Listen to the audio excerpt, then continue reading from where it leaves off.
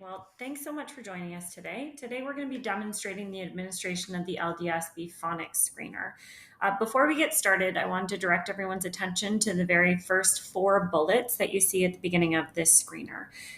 They give some direction as to how you're going to proceed.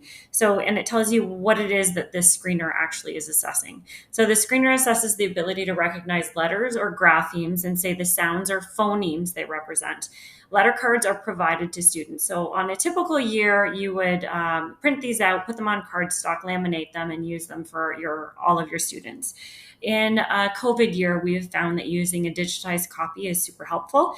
So we're actually including this in the resource section of our presentation later on for you to be able to access. So what you do is you would show your screen, share the screen with your student, just as I am today. And as you flip through the cards, you would be responding on the actual screener itself. The next thing you need to know is you're going to show the card or the screen, and basically it's the letter or the letter combinations, and you're going to ask the student to say the sound if they know it. You're also going to prompt them if there are multiple sounds for one letter combination. Okay, so do you know another sound as an example? Generally speaking, you're going to stop the assessment after several errors occur in a section, and this is where you target your instruction.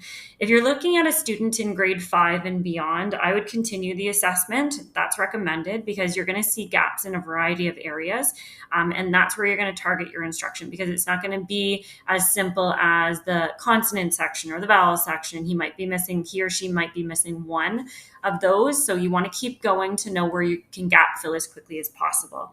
The last piece I want to note is keywords are actually given on the screener itself to cue the educator. You should not be providing these words to students. So at the very beginning, it looks pretty easy. So you see the word bat, you see the letter B beside. So you're simply going to show the letter B to the student, but the bat is the word that you're going to focus on.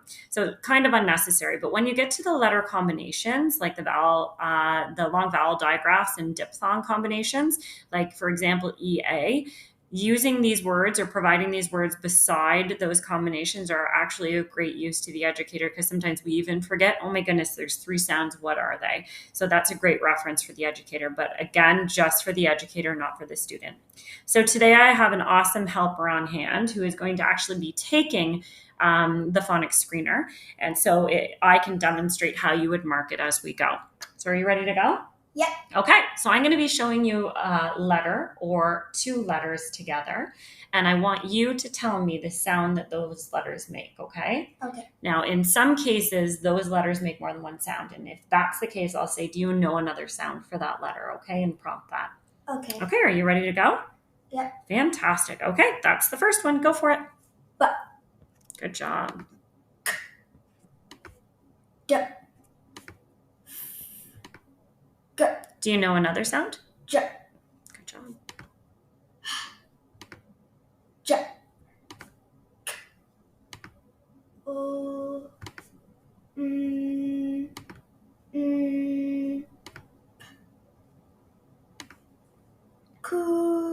Okay, thank you for doing that. So this is a great example. So now that Limestone has the Empower program featured across the district, some students who have participated in the Empower program will see the QU combination and will say the sound Q, which is actually correct. Qu would also be acceptable.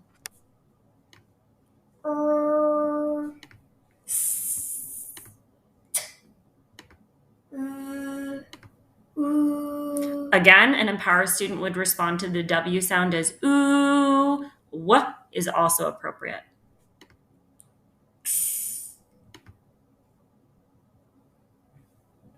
E. So an Empower student would respond to the Y sound as E, which is correct.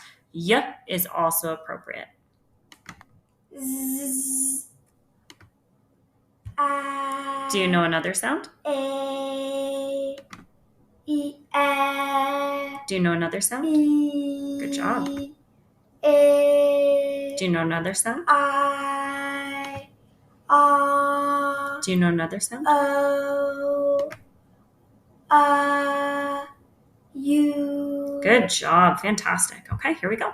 Oops. Z. So an Empower student would say a vibrated sound for the TH is also acceptable. Ooh. So an Empower student would respond to the WH combination as ooh. What is also acceptable?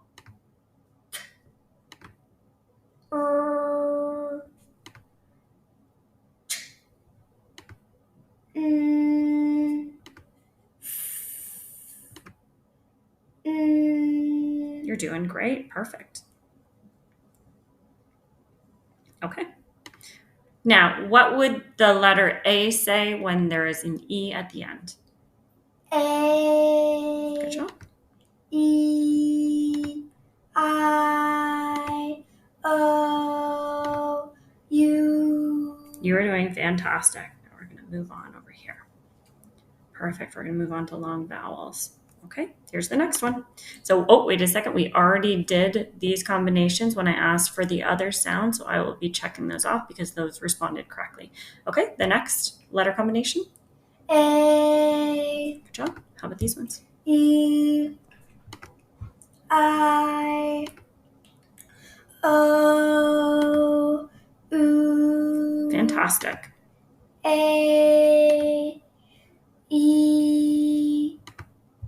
Oh, let's go back there for a second. What do you know another sound that the Y makes at the end of a word other than E? I. Very good. O. U. I.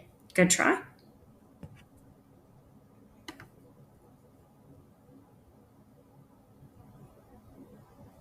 What?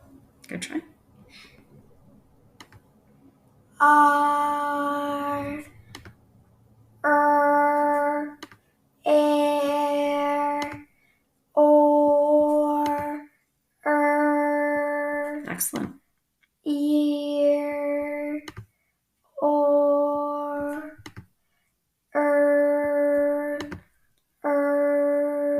Excellent. Last little bit. O. E. Very good. Any other sound? A. Any other sound?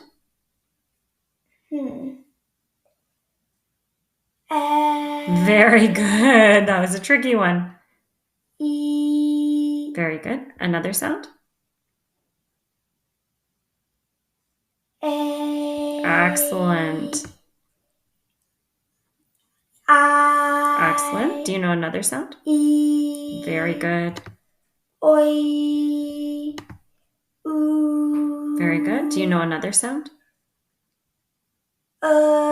Excellent. O. O for this one? No. Ow. Okay. Do you know any other sounds? O. Okay. Any other sounds? Ooh. Good job. Okay. Ow. Very good. Any other sounds? O. Very good. Excellent. We're almost done. You're doing such a great job. I'm just going to pop it back here. Perfect. And here we go. Excellent. Oi. Excellent. And that brings us to the end of the assessment. You did a fabulous job. Thank you for your help today. Okay, so what I wanted to bring to your attention, completing this assessment, you'll notice that in the long vowel section, we had 2 incorrect responses right here and right here. You'll notice that I continued the assessment because, again, at the very beginning of the instructions, it says when several errors occur. When you are looking at 2 errors in a section out of 17, that is not sufficient enough for me to stop. It does draw my attention to these areas to then go back and say, oh, these are some gaps that I need to fill for sure, but I'm going to proceed with the rest of the assessment to see where else I am possibly going to miss or start to need to fill gaps in other areas. And I did. I found a few others that I would now focus or target my instruction.